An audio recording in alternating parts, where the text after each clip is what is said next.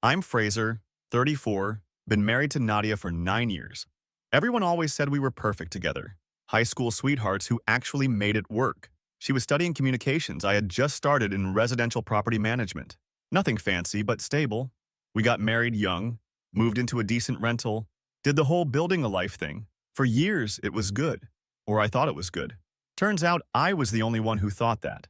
About 3 years ago, things shifted.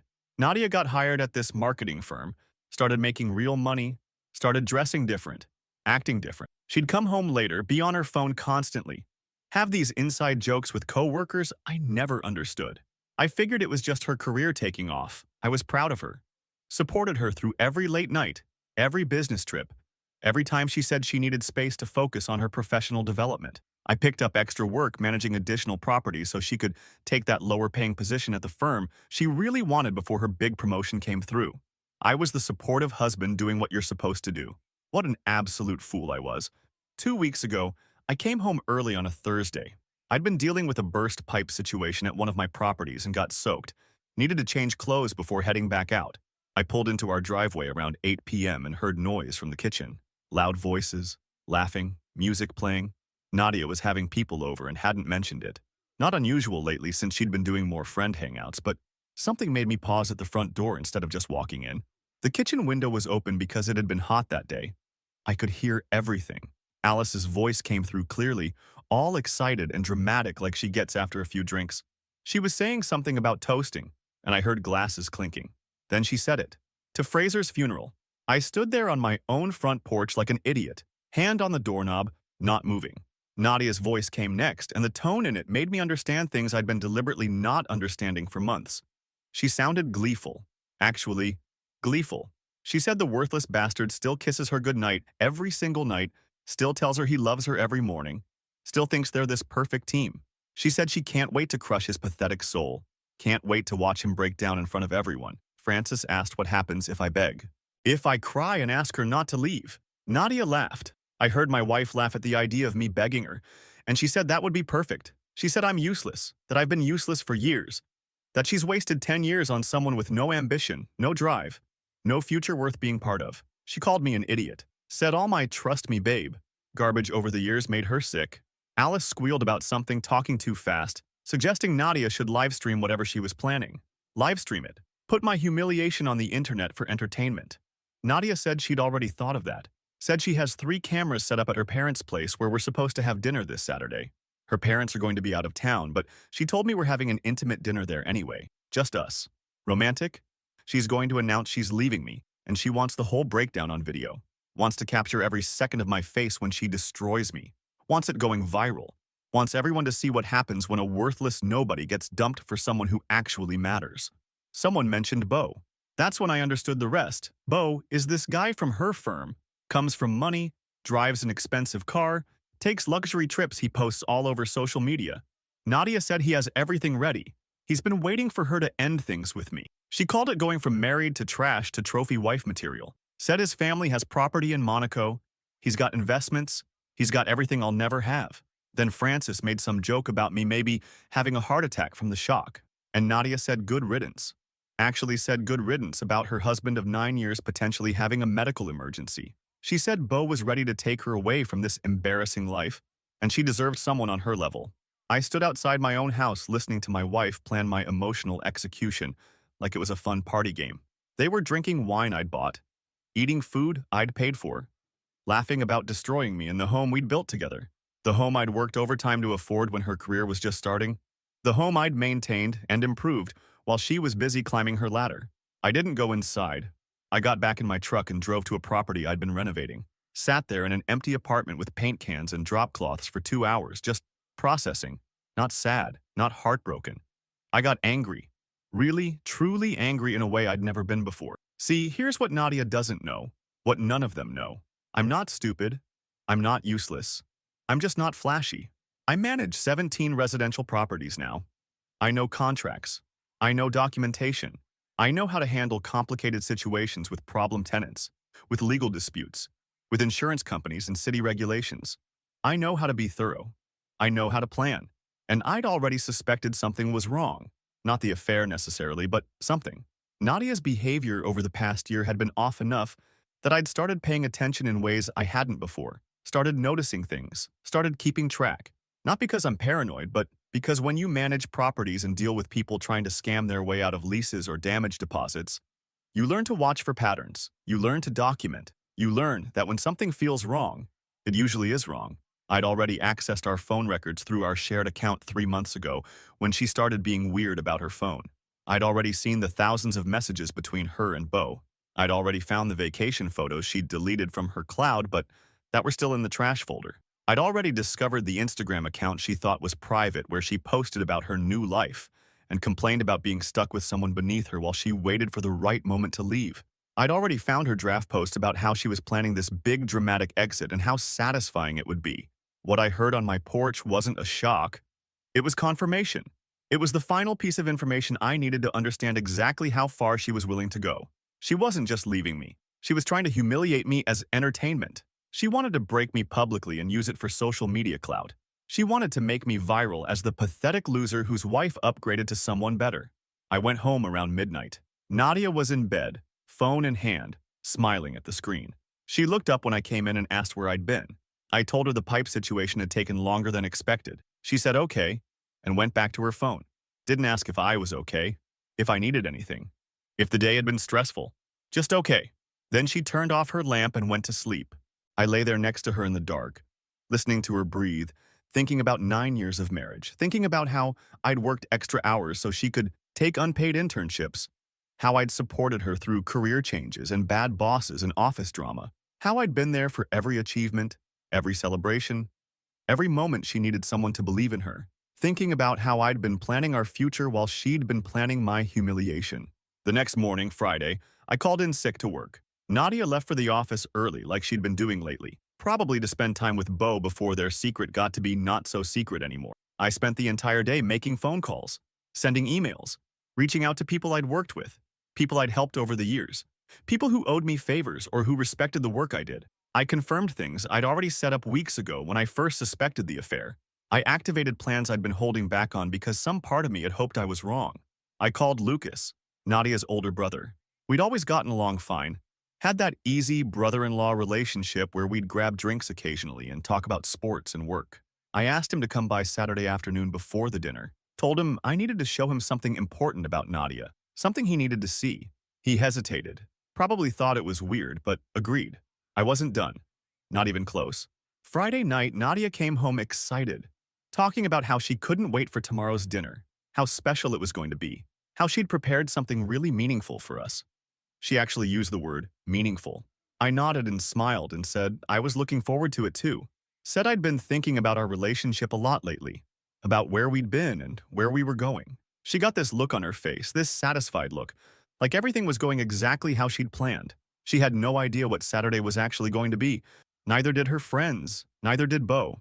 Saturday morning, I woke up calm, weirdly calm. Nadia was in the shower, singing something, happy. I made coffee, checked my phone. Everything was ready. All the pieces were in place. All the people I needed had confirmed. All the information I'd gathered was organized and ready to go.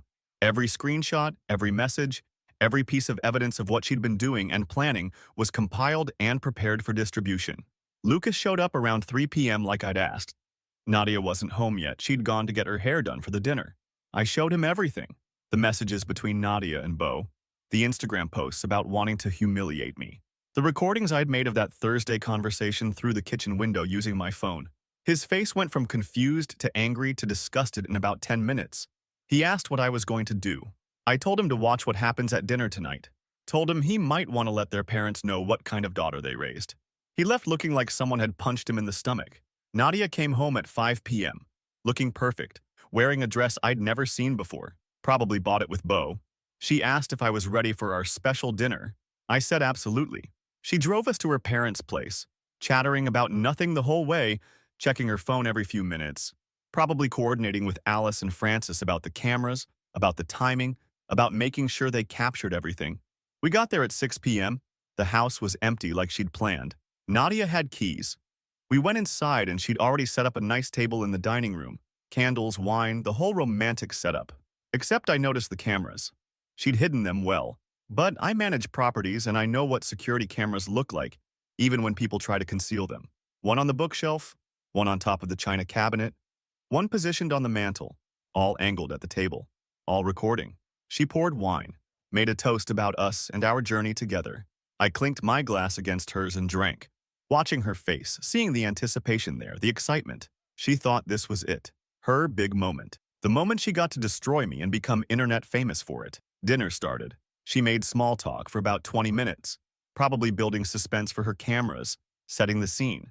Then she put down her fork, reached across the table like she was going to take my hand, and started talking about how she'd been thinking about our relationship, about how people grow and change, about how sometimes people grow apart. I sat there, still calm, just listening, waiting, because she had no idea what was already done. She had no idea what I'd already put in motion. She had no idea that while she'd been planning my humiliation, I'd been planning something else entirely. And tomorrow, her friends were going to understand exactly what happens when you underestimate someone you wrote off as worthless. Update 1. All right, you guys asked for the update, so here it is. And yeah, to the commenter who said Nadia was about to have the worst night of her life, you called it. But it's so much bigger than just one night now. And honestly, it's getting wild. So where I left off, we were at her parents' house. Nadia was starting her breakup speech with 3 hidden cameras rolling, thinking she was about to make me internet famous as the pathetic husband who got dumped for someone better. She'd just started talking about how people grow and change, doing this whole performance where she was pretending to be sad and conflicted about our relationship falling apart. I let her talk for about 5 minutes. She went on about how we'd met so young, how we'd built something beautiful, but maybe we'd outgrown it, how she needed someone who matched her ambition and drive. She was really selling it, doing this whole caring wife who's making a hard decision act. For the cameras, obviously. She wanted to look like the reasonable one before she dropped the hammer and humiliated me. Then she got to the part where she said she'd met someone who understood her better, who saw her potential, who could give her the life she deserved. She actually reached across the table and touched my hand, looked me right in the eyes, and told me she was leaving me for Beau. I just sat there, didn't react, didn't cry, didn't beg, just looked at her. She waited for the breakdown. I could see it on her face, this anticipation, this excitement barely hidden. She wanted the tears, the pleading, the moment where I fell apart and she got to be the strong one, walking away from someone beneath her. Instead, I picked up my phone, unlocked it, turned it around so she could see the screen. I'd queued up the recording from Thursday night, the one where she and her friends toasted to my funeral, the one where she called me worthless and useless and talked about crushing my pathetic soul, the one where she laughed about live streaming my humiliation.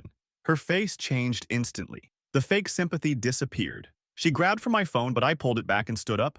I told her I knew everything. Knew about Beau for months. Knew about her secret Instagram. Knew about the cameras in this room. Knew about her plan to make me viral. Knew she'd been telling her coworkers I was dead weight. She was finally cutting loose.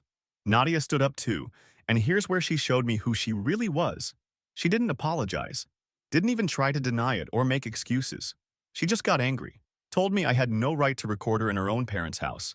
I pointed out the 3 cameras she'd set up to record me without my knowledge, and she said that was different because I deserved it, because I'd wasted her time, because she'd spent 9 years tied to someone with no ambition, while watching her friends marry successful men who could actually provide the lifestyle she'd earned. That word, earned, really stuck with me, like she'd earned the right to humiliate me because she'd had to be married to someone who wasn't rich.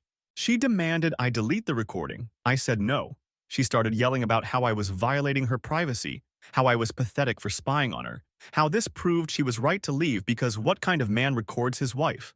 I reminded her that she'd set up 3 cameras to record me without consent, specifically to post my breakdown online, and she screamed that I deserved it for being such a disappointment. This went on for maybe 20 minutes, her trying to justify everything, me staying calm and just letting her talk herself into a corner. She admitted the affair had been going on for 8 months. Said Beau was everything I wasn't. Successful, ambitious, from a good family, someone who could take her places I never could. Said she'd stayed with me as long as she had out of pity. Actually said pity. Said she felt sorry for me but she couldn't sacrifice her future anymore. I asked about the dinner plan, about the cameras, about wanting me to beg so she could record it. She doubled down. Said I deserved to be humiliated publicly because I'd humiliated her privately for years by being such a mediocre partner. Said her friends agreed that I needed to understand what it felt like to be embarrassed the way she'd been embarrassed introducing me to her colleagues and having to explain why her husband just managed apartments instead of having a real career. That's when Lucas walked in.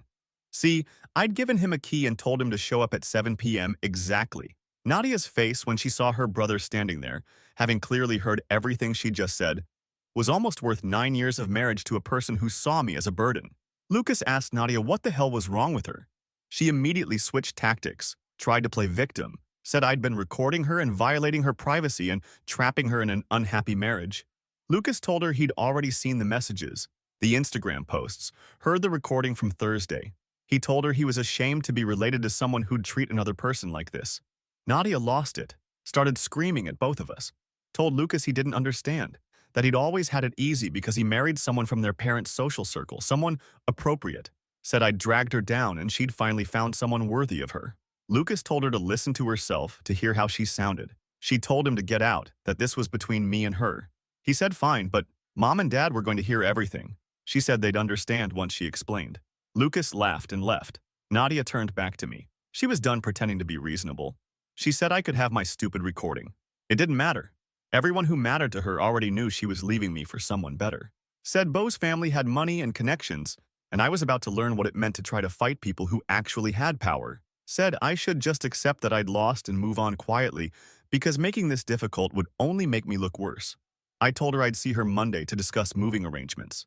She said she'd already arranged everything. She was moving in with Beau next week. Had already started moving her important things to his place. Said she'd come by our apartment with friends to get the rest when I wasn't there because she didn't want to see me again. Said she'd be contacting someone about splitting everything, fairly, which I knew meant she'd try to take whatever she could. I left, drove home. She stayed at her parents' house, probably calling Beau, probably calling Alice and Francis to tell them the plan had fallen apart. Sunday morning, I woke up to 43 text messages, 37 from Nadia, 6 from her friends. Nadia's messages started out angry, calling me manipulative and controlling for recording her. Then, they shifted to bargaining, saying maybe we could talk about this rationally. Maybe we'd both overreacted. Then back to angry, saying I'd better not do anything with that recording or there would be consequences. Alice and Francis were both demanding I delete everything I had, threatening me with harassment charges, saying I was obsessed and crazy and proving why Nadia was right to leave. I didn't respond to any of them. Instead, I spent Sunday making more phone calls. See, here's what Nadia didn't know about my job. Managing 17 properties means I know a lot of people. Real estate agents, contractors, other property managers, business owners who rent from me. I've spent 9 years building relationships, doing favors, being reliable. Turns out that matters. I also spent Sunday looking at our lease. We're both on it. Lease doesn't end until March, 4 months away.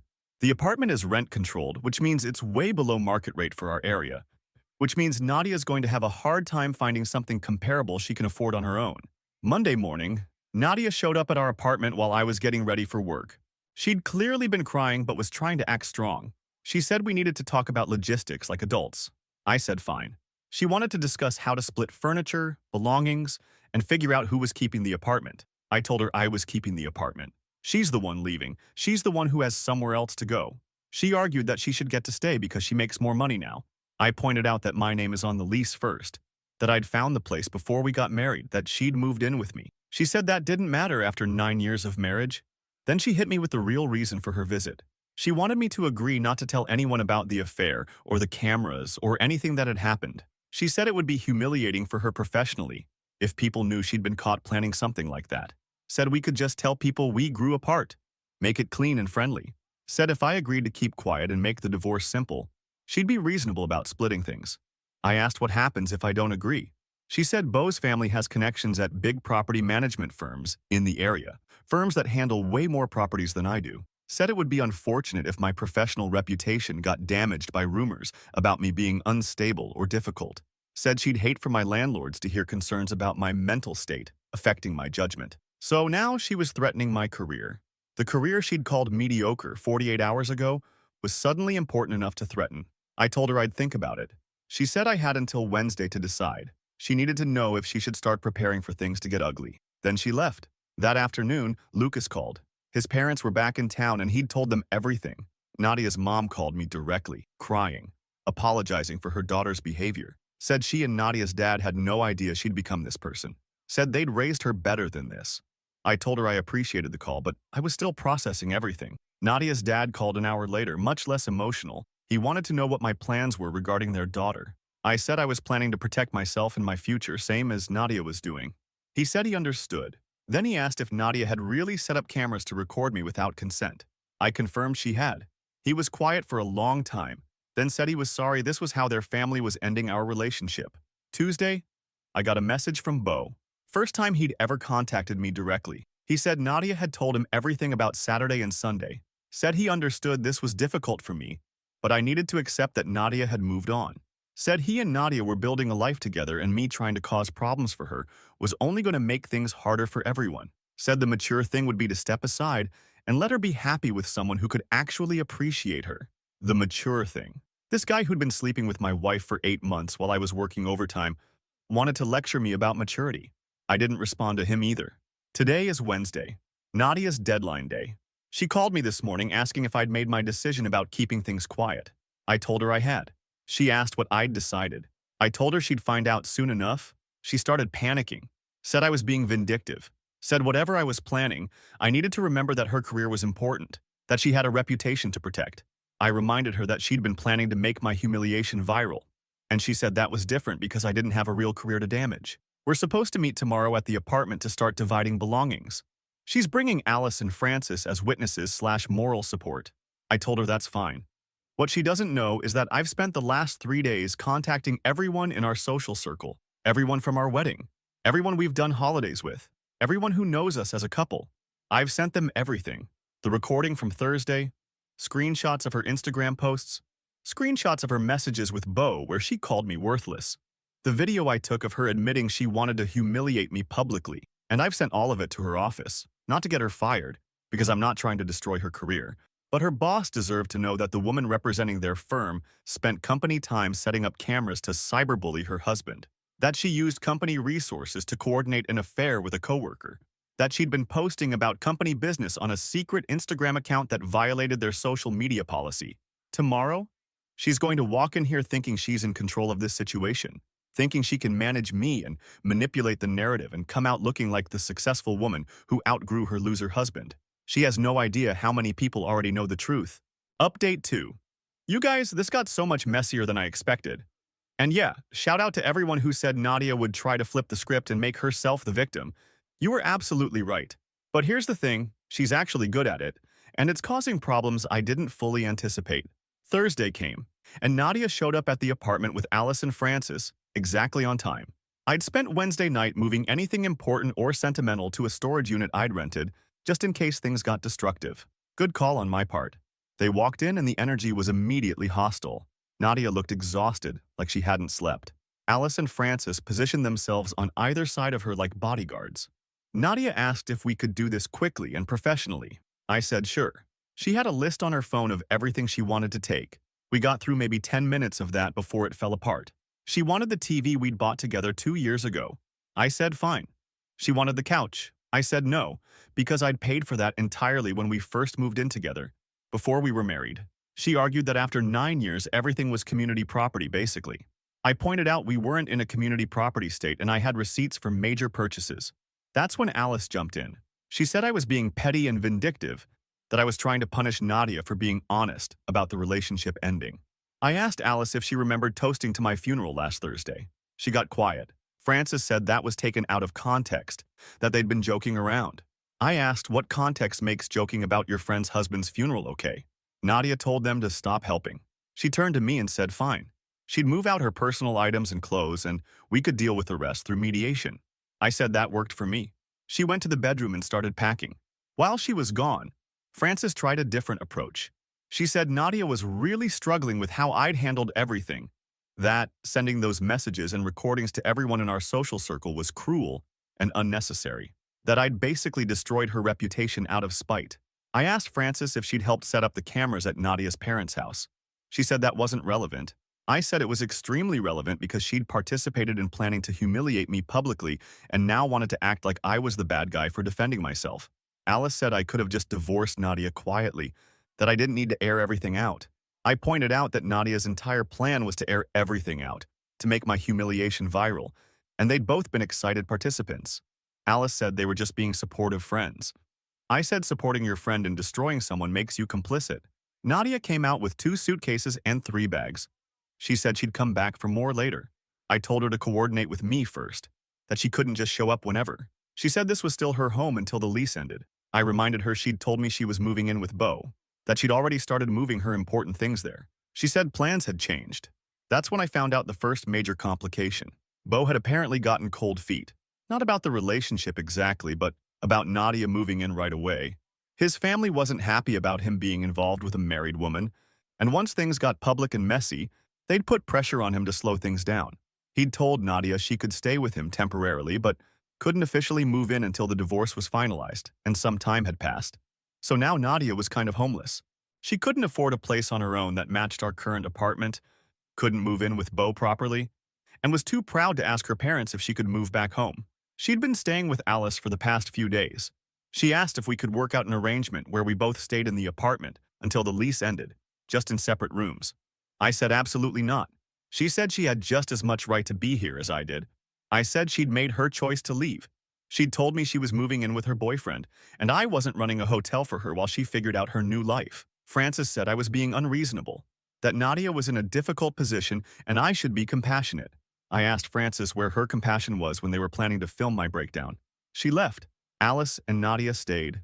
We kept trying to sort through belongings, but it turned into this circular argument about who deserved what and why. Nadia kept saying she'd given 9 years to this marriage and she deserved to walk away with something. I said she was walking away with her clothes, her personal items, and her career. She said I'd tried to destroy her career by sending information to her office. That's where things got really heated. Nadia told me her boss had called her in Monday morning. They'd received an anonymous email with the recordings, the screenshots, everything. She'd had to sit there and explain that she was going through a difficult divorce, that her husband was harassing her, that the recordings were made without her consent and the situation was being handled privately. She'd managed to convince them this was a personal matter that wouldn't affect her work. But her coworkers knew, and according to Nadia, they were treating her differently. People who'd been friendly were now distant. Some were openly judging her. She'd overheard 2 people talking about how trashy it was that she'd been planning to humiliate her husband online. Someone had made a comment about the cameras being psychotic behavior. Nadia blamed me for all of it. Said I'd sabotaged her professional life out of revenge. I said she'd sabotaged her own professional life by planning to commit what was basically cyberbullying against her husband and then admitting it on camera. I said she'd used company time to coordinate an affair and violated social media policy with her secret Instagram. She called me petty. Said none of that would have mattered if I just kept quiet like a normal person going through a divorce. Said most people don't blast their private relationship problems to everyone they know. I said most people don't set up 3 cameras to record their spouse's emotional breakdown for viral content. We went in circles like this for over an hour. She wanted me to send a retraction email to her office, saying I'd been mistaken or emotional or lying. I refused. She said she'd never forgive me for damaging her career. I said I'd never forgive her for 9 years of apparently thinking I was worthless. That hit something in her. She sat down and started this whole speech about how she'd never thought I was worthless in the beginning, that when we got married, she'd believed we'd grow together, but I'd stayed the same while she'd grown, and eventually the gap between them became too big to ignore. She said she wasn't trying to be cruel. She was just trying to be honest about the fact that they'd become incompatible. I asked her about the cameras, about the plan to humiliate me, about wanting my breakdown to go viral. She said that was anger talking, that she'd been frustrated and venting to her friends, that they'd gotten carried away. She said she wouldn't have actually posted anything, that the cameras were just for closure, to have a record of the conversation in case I tried to lie about what happened later. I didn't believe her. Alice didn't even look like she believed her. But Nadia kept insisting that I'd misunderstood, that she'd never actually intended to humiliate me publicly. I played her the recording again, played the part where she talked about wanting it to go viral, where she laughed about me having a heart attack. She said she was drunk when she said those things, that they weren't serious plans. I told her to leave. She refused. Said we needed to finish dealing with belongings. I said we'd do it another day with actual mediation present. She said that would cost money neither of us should waste. I said I'd waste the money to not deal with this anymore today. Alice finally convinced her to go. They left. I sat in the apartment surrounded by half-empty shelves and boxes and tried to process what was happening. Friday, Nadia's mom called me again. She'd talked to Nadia, who'd apparently told her that I was refusing to let her move out her belongings, that I was making the divorce as difficult as possible out of spite. Nadia's mom asked if that was true. I explained what actually happened Thursday, that Nadia had taken what she wanted and we'd agreed to deal with the rest later. Her mom was quiet, then asked if Nadia had really set up cameras. I said yes. She asked if Nadia had really been planning to post my reaction online. I said according to the recording I had, yes. She started crying. Said she didn't know how to help because Nadia kept changing the story depending on who she was talking to. That's when I learned Nadia had been telling different versions to different people. To her parents, she was the victim of her controlling husband who was trying to ruin her life out of jealousy. To her coworkers, she was going through a messy divorce with a vindictive spouse. To her friends, she was the woman who'd outgrown her mediocre marriage and was being punished for it. To Beau, she was being unfairly persecuted for falling in love with someone else. None of these versions included the cameras, or the planning, or the funeral toast. She was editing the story to make herself sympathetic to each audience. Saturday, I got messages from 3 different people in our social circle asking me what was really happening because they'd gotten messages from Nadia saying I'd been abusive during our marriage, that she'd left for her safety, that I was now stalking her and harassing her friends.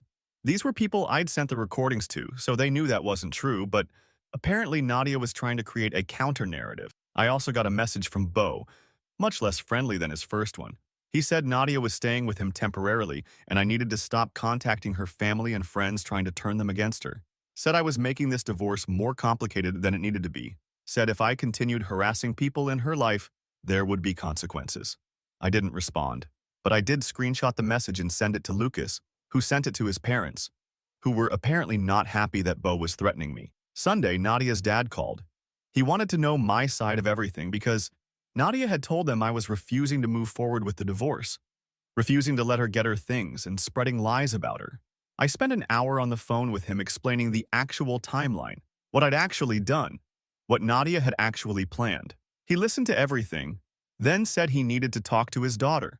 That conversation didn't go well, apparently. Lucas texted me Sunday night saying their parents had confronted Nadia about the different stories she'd been telling, and she'd had a breakdown. She'd accused them of believing me over their own daughter, of not supporting her when she needed them most.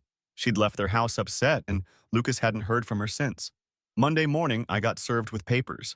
Nadia had filed for divorce, which I expected, but she'd also filed for a temporary restraining order claiming I was harassing her, intimidating her friends, and making her feel unsafe. The hearing was scheduled for Friday. The restraining order petition included claims that I'd been controlling during our marriage, that I'd monitored her communications without permission, that I'd threatened her career by contacting her workplace, and that I'd created a hostile environment that made her afraid to return to our shared apartment. All of it was twisted versions of what had actually happened. The controlling behavior was me noticing her affair. The monitoring was me checking our phone records after she started acting suspicious. The workplace contact was me sending evidence of her policy violations. The hostile environment was me refusing to let her live in the apartment after she'd announced she was leaving me. My court date is Friday. I've spent the last 2 days getting my own statement together, organizing all the evidence, showing that everything I did was in response to her actions. I've got the recordings, the Instagram screenshots, the messages where she admitted her plans, text records showing she told me she was moving in with Beau before I said she couldn't stay here. But here's what's eating at me. She's actually making this work for her in some circles. Her friends who don't know the full story are rallying around her. Her social media posts are all about healing from toxic relationships and finding her worth. Beau's publicly supporting her through this difficult time with her abusive ex-husband. And some people are believing it, because Nadia's good at this. She's always been good at managing her image, at telling people what they want to hear, at making herself sympathetic. That's partly why it took me so long to see who she really was. Friday's hearing is going to determine a lot. If she gets the restraining order, it changes everything about how we can communicate, how we handle the divorce, whether I look like the bad guy in all this. And honestly, I don't know which way it's going to go. Final update. All right, final update, because this thing is basically done now, and honestly, I need to stop thinking about it every single day. Friday's hearing happened, and the aftermath has been absolutely wild. To everyone who said Nadia would crumble once she had to face actual consequences in front of a judge, you were mostly right, but it was way more complicated than that. I showed up to court Friday morning with every piece of evidence organized. The recordings, the Instagram screenshots, the text messages where Nadia told me she was moving in with Beau, the timeline of everything. I'd printed it all out, had it in a folder, ready to go. Nadia showed up with Beau and a lawyer she'd apparently hired that week. Seeing them together in person for the first time was surreal. He looked exactly like his social media. Expensive suit, confident walk, That whole successful guy energy Nadia had been so impressed by. The hearing was in front of a family court judge who did not look thrilled to be dealing with restraining order drama on a Friday morning. Nadia's lawyer went first, laying out her case. She painted this picture of me as a controlling husband who'd monitored Nadia's communications, invaded her privacy, harassed her workplace, and created an unsafe environment. The lawyer made it sound like I'd been systematically abusing Nadia for years, and she'd finally found the courage to leave. Then I got to present my side. I had to represent myself because I hadn't had time to hire anyone. But I'd managed properties for 9 years, which meant I knew how to present documentation and argue a case.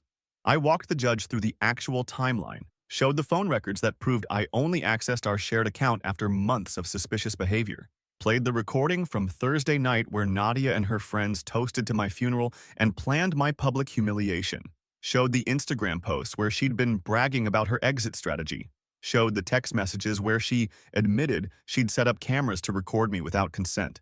The judge stopped me at the recording, asked Nadia directly if she'd actually said those things, if she'd actually planned to record me and post it online. Nadia's lawyer tried to object, but the judge wanted to hear from Nadia herself. This is where Nadia showed exactly who she is. She didn't break down or apologize. She said yes, she'd said those things, but she'd been venting to friends after years of being trapped in an unfulfilling marriage. She said I'd held her back professionally and personally, that I'd never supported her ambitions, that our relationship had become stifling. She said the cameras were for her protection, because she didn't trust me to be honest about what happened during the breakup. She said everything I'd done since finding out about her plans proved she'd been right to be cautious. The judge asked about the funeral toast. Nadia said it was a joke between friends, dark humor about ending a bad marriage. Said I'd taken it out of context and used it to justify stalking her and harassing everyone in her life. I showed the judge the messages from Nadia threatening my career, telling me I had until Wednesday to agree to keep quiet or face consequences. Showed Beau's message threatening me if I continued contacting people in her life. The judge asked if Beau was in the courtroom. He raised his hand. Judge asked him what exactly he'd meant by consequences. Beau said he'd just been trying to support Nadia through a difficult time, that he'd been reacting to me apparently spreading lies about her. Judge asked what lies specifically. Beau said I'd been telling people Nadia was cruel and calculating when really she was just trying to move on from a bad marriage. I played more of the Thursday recording. The part where Nadia called me worthless and said she'd wasted her best years on me. The part where she laughed about me maybe having a heart attack. The part where she talked about going from married to trash to trophy wife material. Beau's face changed as he heard it. This was apparently the first time he'd actually heard the full recording. Nadia had told him her version, that she'd vented to friends and I'd recorded it illegally and was using it against her. But hearing the actual words, hearing how she'd laughed about his yacht in Monaco and his family's money, hearing her call her 9-year marriage garbage she couldn't wait to escape, something shifted. The judge asked Nadia if she understood that setting up cameras to record someone without their knowledge or consent was potentially illegal, depending on the circumstances. Asked if she'd really been planning to post that footage online. Nadia's lawyer jumped in, said his client had been emotional and said things she didn't mean, that no actual harm had been done because the recording never happened. I pointed out that harm not happening was only because I'd discovered the plan, that Nadia had fully intended to go through with it until I'd revealed I knew, that she'd only changed course when she realized I had evidence. Judge asked Nadia why she thought she needed a restraining order against me. Nadia said I'd made her afraid by sending information about her personal life to her workplace and everyone in our social circle, that I'd turned people against her, that I'd refused to let her access the apartment she'd lived in for years. I showed the messages where Nadia herself said she was moving in with Beau, that she'd already started moving her important belongings there, showed where she'd told me she didn't want to see me again, showed that she'd only wanted back into the apartment after Beau's family had pressured him to slow things down. The judge was not impressed with any of us, told us we were both acting like children, that we needed to handle our divorce like adults, that the court system wasn't for couples who couldn't manage to separate without creating drama. But the judge also said that based on the evidence, I hadn't done anything that warranted a restraining order, that accessing shared phone records wasn't illegal, that sending factual information to people, even if it damaged someone's reputation, wasn't harassment if the information was true, that refusing to let someone live in an apartment after they'd announced they were leaving wasn't creating an unsafe environment. The restraining order was denied. Nadia looked like she'd been slapped. Her lawyer tried to argue more, but the judge shut it down. Said if Nadia felt unsafe, she should stay away from me, and I should stay away from her. and we should communicate only through lawyers from now on about the divorce. Said the apartment was a civil matter we'd need to resolve separately. We left the courtroom. I went one direction, Nadia and Bo went another. I could hear them starting to argue before they even got outside. That afternoon, Lucas called. He'd heard about the hearing from his parents, who'd heard from Nadia's lawyer. He asked how I was doing. I told him I was fine, mostly relieved it was over. He said his sister was apparently not doing well, that Bo had told her after the hearing that he needed space, that his family was putting too much pressure on him about the situation, that maybe they should take a break until her divorce was finalized and things calmed down. So Nadia was facing her first real consequence. The guy she'd left me for, the guy she'd called everything I wasn't, was backing away now that things had gotten messy and public. Turns out having an affair with a married woman is sexy and exciting, but being publicly associated with someone who set up cameras to humiliate their spouse is less appealing to a family concerned about their reputation.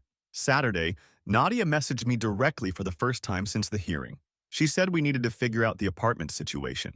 She couldn't afford to rent a comparable place on her own, in our area. Alice couldn't host her indefinitely, and Bo had made it clear she couldn't stay with him long-term right now.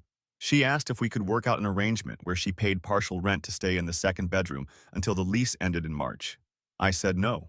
She'd made her choice. She'd told everyone she was leaving, and I wasn't going to live with my soon-to-be ex-wife for 4 months while she figured out her next move. She said I was being vindictive and making her homeless. I said she'd made herself homeless by assuming Bo would take care of everything and not having a backup plan. She tried to argue that she deserved to stay because she'd lived there for years, because it was her home too. I reminded her that she'd called it embarrassing, that she'd said Bo could give her the life she deserved, that she'd been eager to leave this mediocre existence behind. I said if the apartment was so beneath her, she shouldn't have trouble finding something better. We went back and forth for hours through text. She tried bargaining, saying she'd pay more rent. Then she tried guilt, saying I was abandoning her when she needed help. Then she got angry again, saying I was enjoying watching her struggle. I told her I wasn't enjoying anything. I just wasn't going to be her backup plan when her primary plan fell apart. Sunday, her parents called me together on speaker. They wanted to know if there was any way I'd reconsider letting Nadia stay in the apartment temporarily. They said they'd even help with rent if money was the issue. I told them money wasn't the issue. The issue was that their daughter had spent months planning to humiliate me as entertainment, had called me worthless and useless, had cheated on me for 8 months, and now wanted me to provide her housing because her affair partner wasn't as committed as she'd thought. Her dad got quiet. Her mom tried to argue that Nadia was still family, that I'd known her since she was 22, that she was struggling. I said I'd spent 9 years supporting Nadia through her struggles, and she'd repaid that by planning my public destruction. I said I was sorry they were caught in the middle, but their daughter made choices that led to consequences. Her mom asked what Nadia was supposed to do. I said that wasn't my problem to solve anymore. They could help her find an apartment, or she could move back home with them, or she could figure out a way to make things work with Bo. But she wasn't staying in my apartment. Monday, I found out Nadia had moved back in with her parents. Lucas told me she'd shown up Sunday night with all her belongings from Alice's place, crying, saying she had nowhere else to go. Her parents had taken her in, but apparently the living situation was tense. Nadia kept blaming me for ruining everything, and her parents kept pointing out that I hadn't made her cheat, hadn't made her plan to humiliate me, hadn't made her assume Bo would solve all her problems. Tuesday, I got a message from Bo. He said he wanted to apologize for his previous messages, that he'd been reacting to the situation without knowing the full story. He said Nadia had told him I'd been a bad husband, that she'd left because I was controlling and unsupportive. He said after hearing the recordings in court and seeing how she'd acted, he realized there was a lot more to the story. He said he was ending things with Nadia, that he couldn't be with someone who'd planned something like that, and he wanted me to know he hadn't known about the cameras until the hearing. I didn't respond. Not my circus, not my monkeys anymore. Wednesday, Nadia sent me a long message. She said she'd had time to think, that she understood I was angry, but that we'd spent 9 years together and that had to count for something. She said she never meant for things to get this out of control, that she'd made mistakes, that she wished we could go back and handle everything differently. She said she'd been unhappy for a long time, but didn't know how to communicate it, that she'd felt stuck watching her friends marry successful men while she was with someone who seemed content with an average life. That meeting Bo had made her realize how much she'd been settling, and instead of handling it maturely, she'd gotten caught up in the excitement and made terrible decisions. She said the cameras and the humiliation plan were about her anger at feeling trapped, at feeling like she'd wasted years, at feeling embarrassed when people asked about my career. She said she'd convinced herself I deserved it because I'd never tried to be more than what I was. She said she knew now that was wrong, that her anger had turned her into someone cruel. She didn't apologize exactly. She explained, justified, said she understood why I was done, but hoped eventually I'd see that they'd both contributed to the relationship falling apart. I told her she could believe whatever she needed to believe to sleep at night, but the reality was that I'd spent 9 years supporting her, loving her, being faithful to her, while she'd spent at least 8 months cheating on me and planning my public humiliation, that those weren't equivalent failures. That me being content with my life didn't justify what she'd done. She said I was right, but that holding on to anger would only hurt me in the long run. I said I wasn't holding on to anger. I was just refusing to accept responsibility for her choices. There's a difference. That was our last real conversation. Everything since has been through lawyers about the divorce. The lease ends in March, and I'm already looking at renewing or finding a new place. Nadia's still at her parents' house, apparently job hunting because her current workplace has gotten too uncomfortable. Bo's moved on to dating someone else. Alice and Francis have both blocked me on everything, which is fine because I have nothing to say to them anyway. Lucas and I still talk occasionally. He apologized for his sister, said he didn't know she'd become someone capable of what she did. I told him it's not his fault. Their parents sent me a card thanking me for the years I was part of their family and saying they were sorry it ended this way. So that's it. The woman who toasted to my funeral, who planned to crush my pathetic soul, who wanted to livestream my humiliation, is living with her parents, single, dealing with the professional and social consequences of her own actions. The worthless husband she tried to destroy is keeping his apartment, his job, his dignity, and moving forward with his life. She wanted me to beg and grovel. Instead, she's the one who lost everything she thought she was gaining. And I'm the one who gets to wake up every day knowing I don't have to kiss someone goodnight who secretly thinks I'm garbage. Fair trade.